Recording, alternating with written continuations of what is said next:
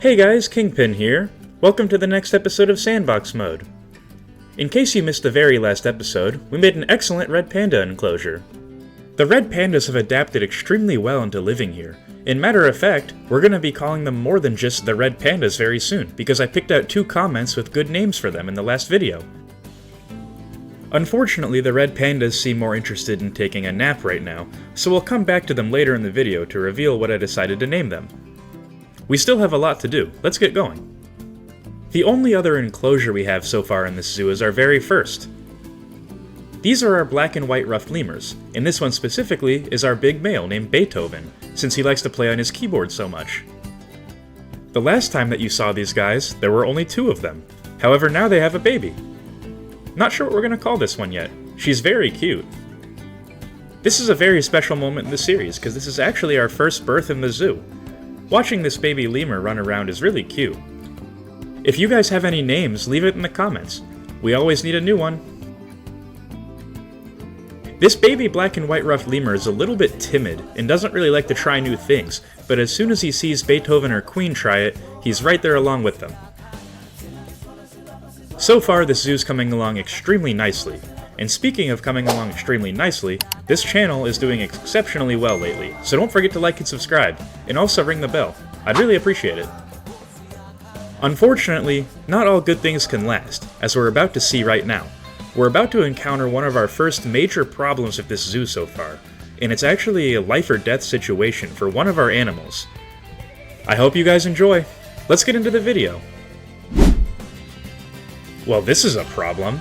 It looks like one of our red pandas is extremely sick. Unfortunately right now, we don't have the proper means to take care of this red panda, so we're going to have to fix that ASAP. By holding the select button on Xbox and hitting X at the same time, you'll pull up this menu on the side. You'll then see animal alerts, staff alerts, and zoo alerts. Zoo alerts basically tell you good things. Staff alerts tell you exactly what buildings you need, and animal alerts tell you what's wrong with specific animals. In this case, one of our red pandas has a life-threatening illness. In order to treat an animal with an illness, you're going to need 2 things. You're going to need a vet surgery, and you're going to need a quarantine. We're simply just going to use blueprints, since time is of the essence to save this red panda. If you ever happen to get into a situation like this, and you don't necessarily have the correct areas where you can take care of the animal, the number one thing I suggest you do, at least in Sandbox mode, is pause the time. Animals cannot possibly die if the time isn't moving, because their disease can't get any worse or better. Therefore, if you pause the time, you have unlimited time to do exactly what you need to save the animal. In this case, we just have to place down our both buildings, and then we'll unpause the time and have it fixed. Expansion complete. Now let's save that red panda. Alright, time is unpaused, so we're going to have to hustle. The first thing that you need to do in order to save your red panda is make sure you have a staff.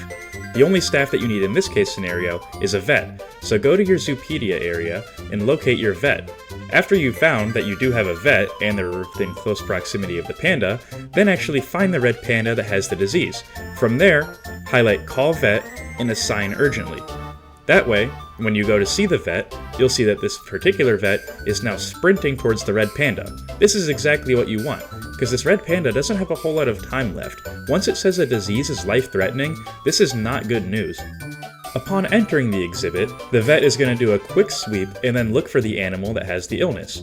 Eventually, the vet is going to find it, put it in a box, use the Force like Luke Skywalker, and then take it back to the surgery. I always like to watch the vet run back just to make sure our pathing is clear. This is a great way to test the overall safety of the zoo.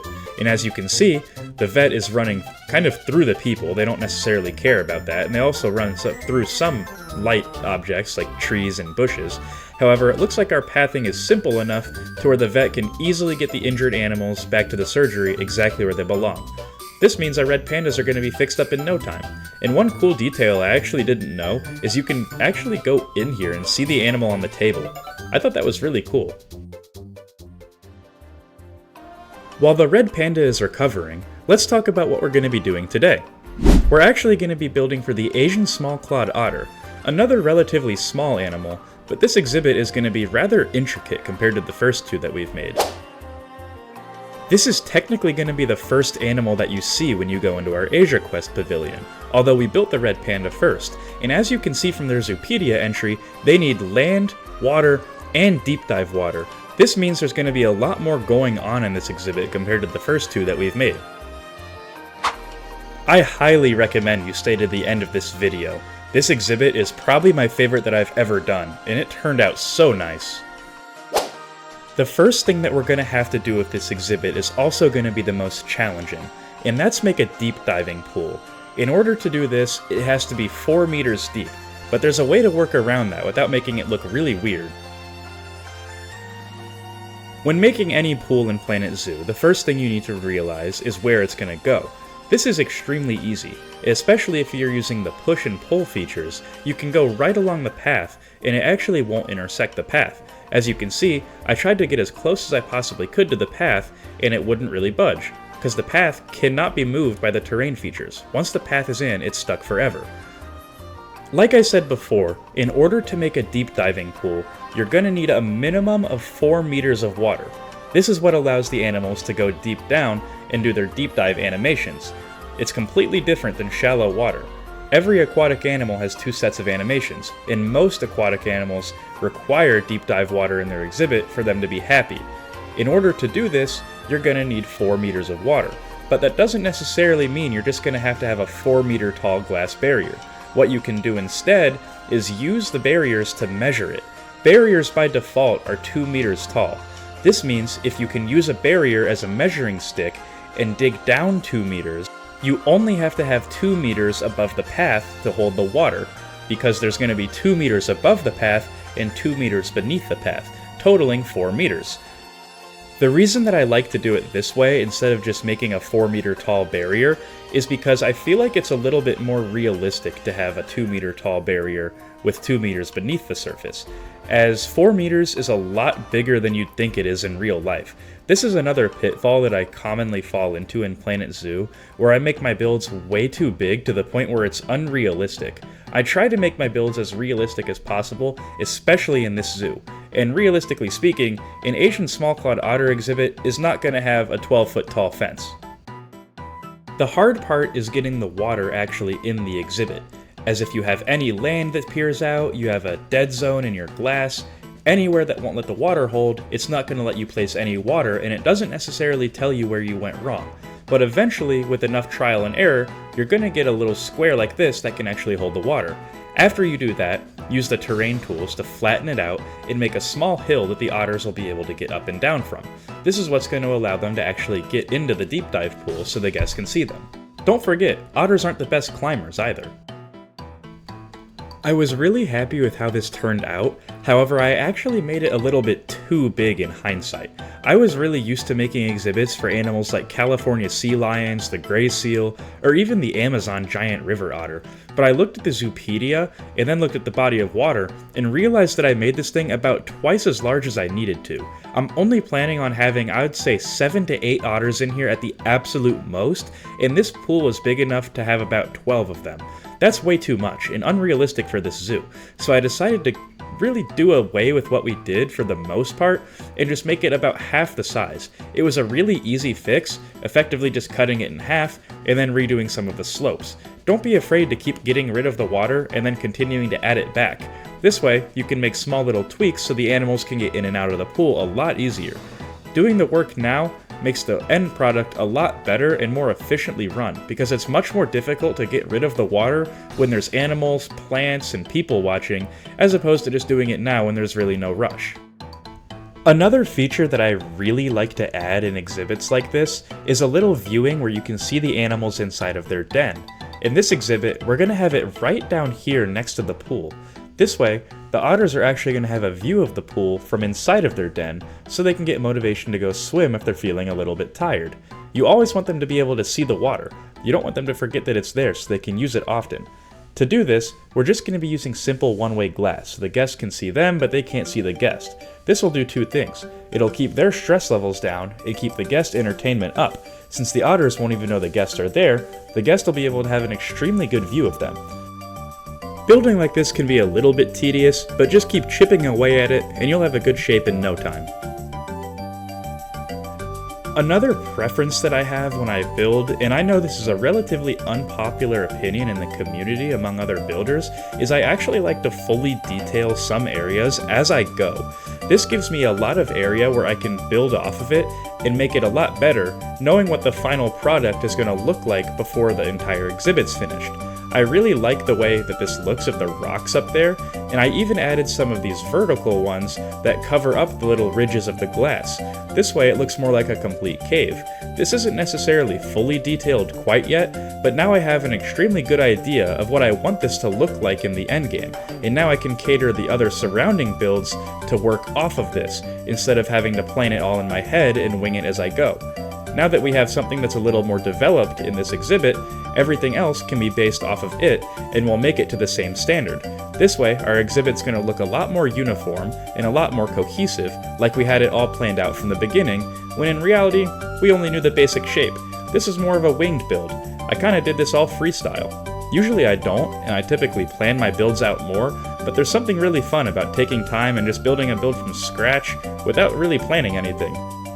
The one thing that you do have to plan for, though, when building for small animals that aren't very good at climbing, is you have to remember, and this is key, that each rock and each big plant that you place is going to limit the traversable area, since these animals are not very good at climbing. They really can't get over these rocks very easily at all, which is good and bad for various reasons.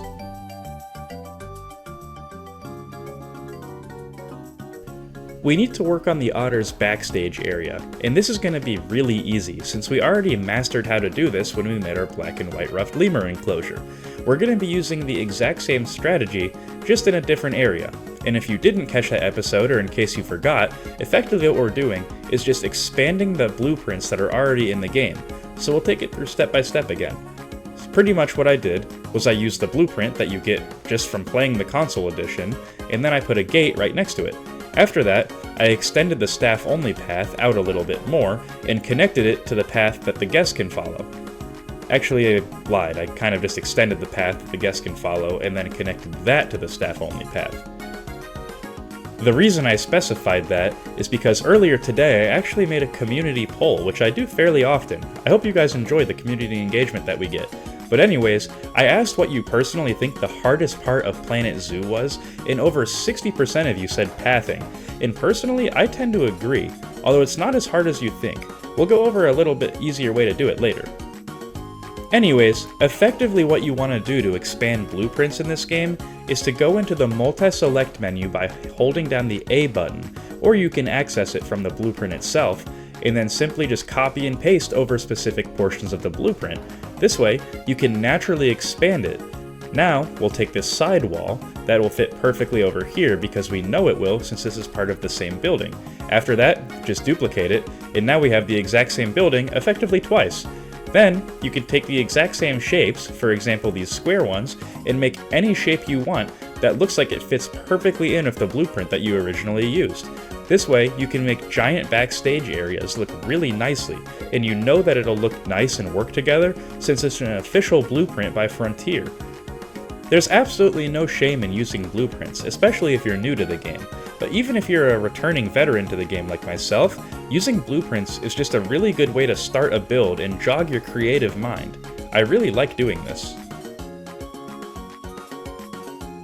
Good news from quarantine. It looks like our male red panda is fully awake and safe. It looks like the surgery went well. They're outside climbing just like they used to. We should probably let them rest a little bit before we actually reveal their names. I'm sure this one especially has had a very long day, life-threatening illness and all. We'll catch back up with you guys later. I spent a pretty good amount of time kind of flip-flopping on myself to figure out really what I wanted to build this gate out of, but then I eventually decided just to use the standard wood. Really no point in using anything fancy if you don't necessarily have to, and if you're ever struggling on how to make a null barrier look good, maybe in that specific instance you don't necessarily have to use a null barrier. For example, I really think that this wood looks good. Maybe right here we can add some windows too, so the guests can get a sneak peek of the zoo. We did this exact same technique over by our black and white ruffed lemurs, and I actually really liked it.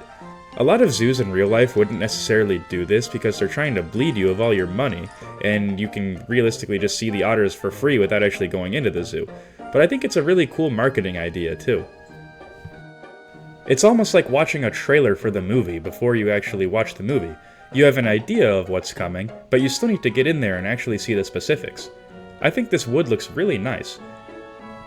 Obviously we're going to have to come in with some better details and some more flashy parts later on, but just for a basic build so far, I'm really happy with this, and there's absolutely no chance that the otters can climb out of here.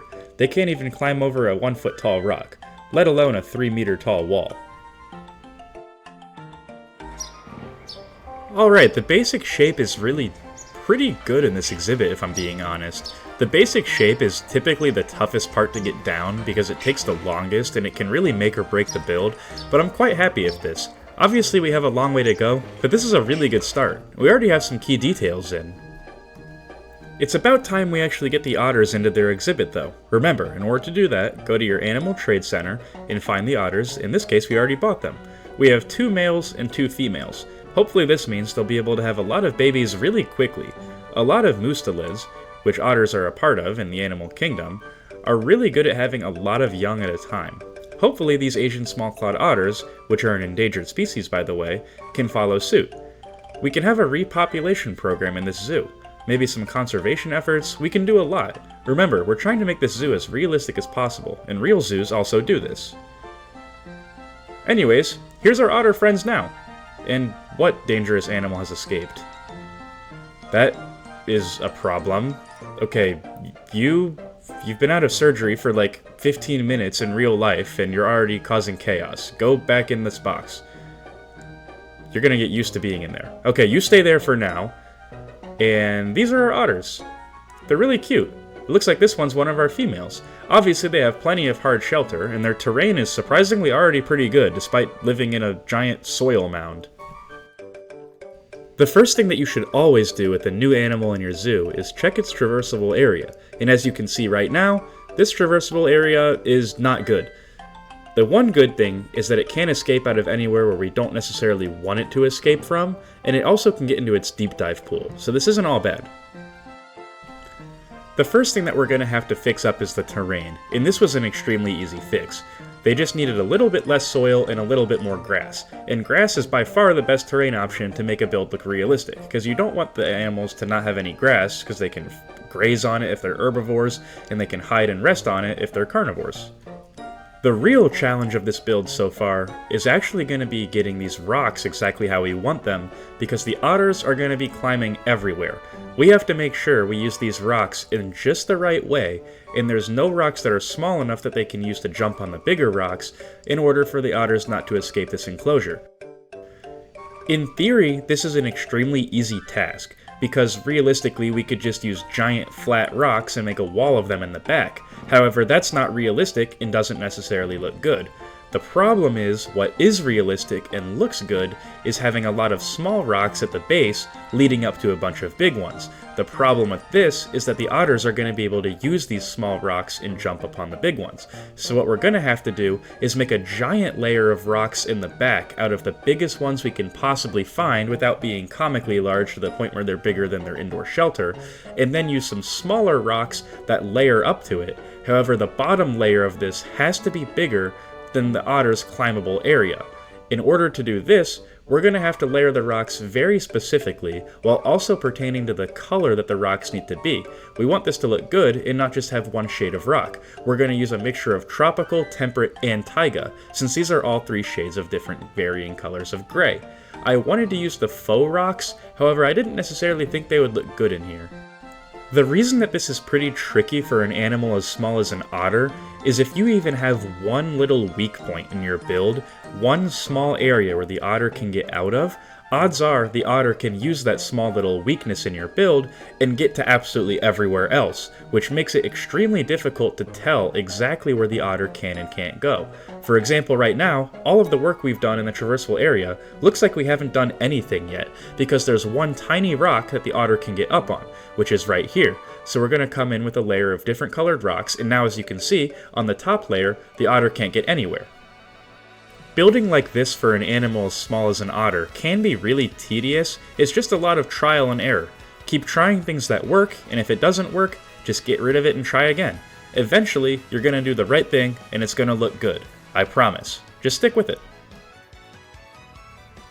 A lot of people often forget, but all species of otter are actually ferocious carnivores. This being said, they're going to need a lot more stimulation and enrichment compared to herbivores. Herbivores typically can spend most of their day grazing, and this takes up a majority of their time. However, carnivores are usually on the hunt, and since there's no animals to hunt in a zoo, they're going to need a lot more toys, little things to play with, some plants to hide in, and areas to rest, as opposed to other animals that we've made exhibits for so far. We're going to give them a lot of beach balls, a lot of little toys in their exhibit. They're going to have plenty of different things to play with. I also wanted to take their backstage a little bit more serious. I really like the backstage we made for the lemurs, but it doesn't make a whole lot of sense in hindsight. This one's going to have a few more gated off sections that almost divides the exhibit into a few different sections. They're going to have a food section, they're going to have a section with their bedding, and they're going to have a section where the zookeepers can actually study them and look after them if they're injured. Think of it just as less of a big open room, more of an area with purpose. We'll go back and fix up the lemur one too.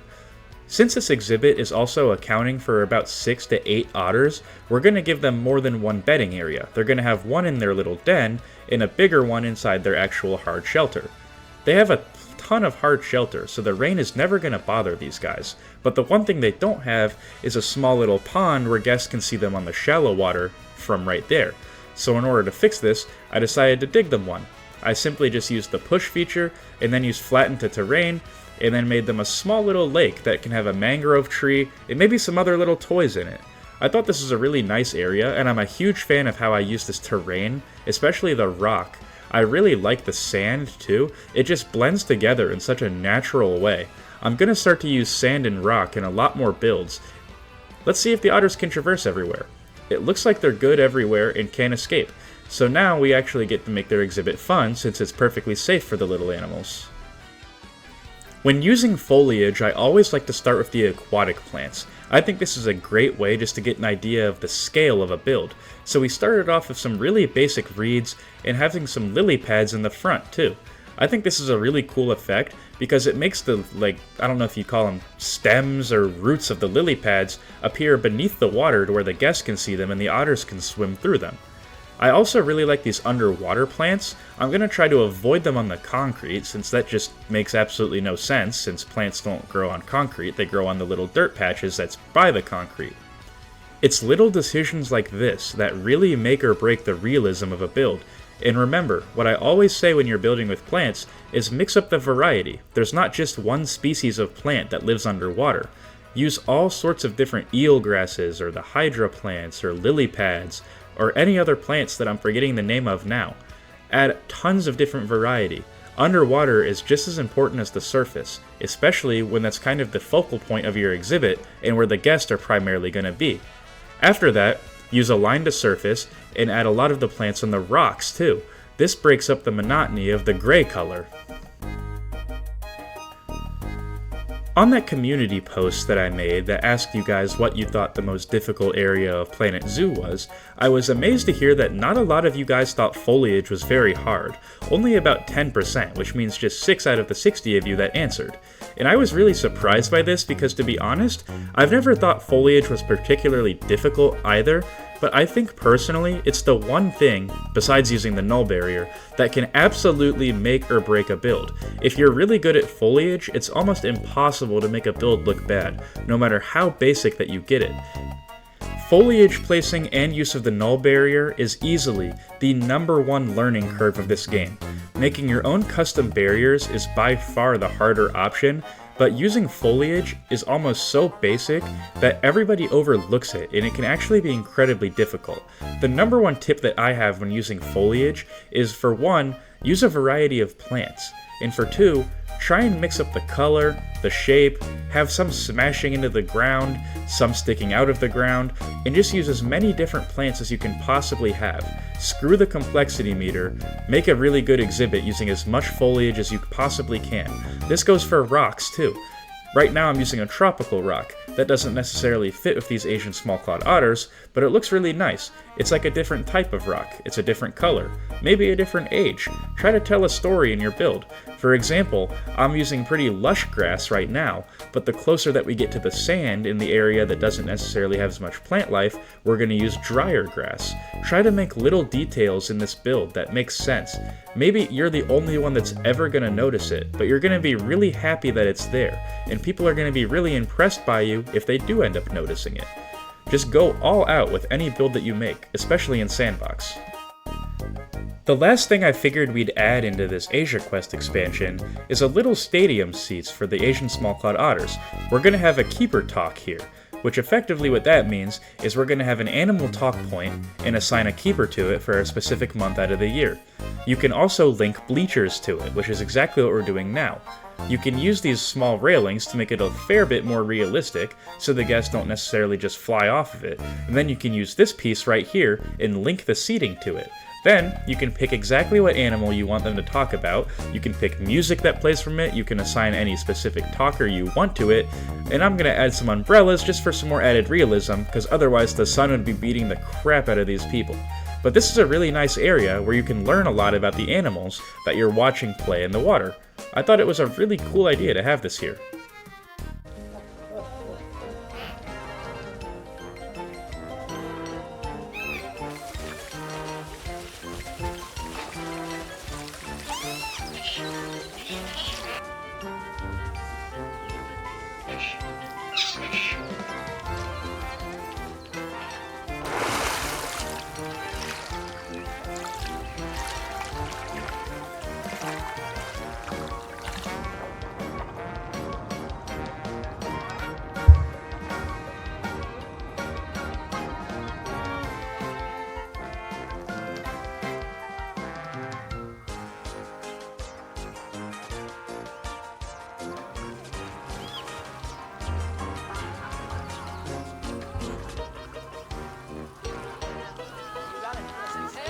Let's officially open this expansion to Asia Quest. I'm really happy with how it turned out. If we can just get rid of these things, because the guests are absolutely in the way. Oh my god, look how they're flooding this place. It's just 4 otters, guys, calm down. Well, clearly the guests are happy with the view of the otter. Let's see if we can't snag one of these guys and check their stats, because I actually haven't looked yet. That was kind of an oversight, so I should probably check on that. Okay, looks like all 4 of them are in the green, which is good. That means they're at least 80% happy. Now, come here. These guys are so hard to click on because they're so small and fast. Side note, their animations are also really good. This might be my favorite animated animal in the game. But it looks like they're at 99% happiness, and their space is perfectly fine. They can have a few babies and still be perfectly happy here. Their enrichment is all checked out too. These otters are in a perfect exhibit. I'm really happy. Speaking of really happy, meet Dama, the red panda. He's really happy to be out of the vet, and he's really energetic and happy to run around with his friend. Speaking of his friend, meet Dolly, the red panda. Thanks for the comments, guys. Don't forget, we have 2 male and 2 female Asian small-clawed otters to name. So we need 4 comments with 4 lucky people. Maybe you'll get a shout out in the next video. Who knows? I want to start putting the comments in. The trick to any Sandbox game is to try and get a little bit better every time you log on, and I really think I accomplished that with this exhibit. It really stands out and is a perfect starter enclosure. This is the first animal that you'll see in the zoo. We have 2 habitat cams which help out our marketing. One is on the inside of their exhibit, and another one is in their den. They're really cool. Their water area is also incredibly nice. They have a lot of enrichment items in here, and it's plenty big for all 4 otters, soon to be 5, to have a lot of fun in the deep diving pool. Their den is also super cozy. There's plenty of area where the guests can come and learn about the endangered species. There's do not disturb signs that tell guests not to disturb them when they're sleeping, because this is one-way glass and they won't know where the sound is coming from. They have plenty of enrichment, you can see them from the outside. What else could you possibly want out of an otter exhibit? With that being said, I'm thinking today's video is coming to an end. Sad, I know. Sorry for the week-long gap in uploads. I've been really busy with work, but that's thankfully coming to an end.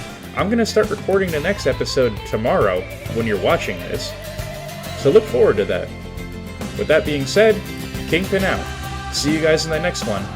Don't forget to leave comments suggesting what animals we should do next, and also suggesting names for our 4 Asian Small-Clawed Otters. Community engagement on this channel is becoming incredible, and we're averaging 60 comments per video and over 50 likes. I really can't be happier with the progress we're making. On the road to 1,000 now. Let's try to get there by the end of the summer. Kingpin out. See you guys then. Thanks everyone.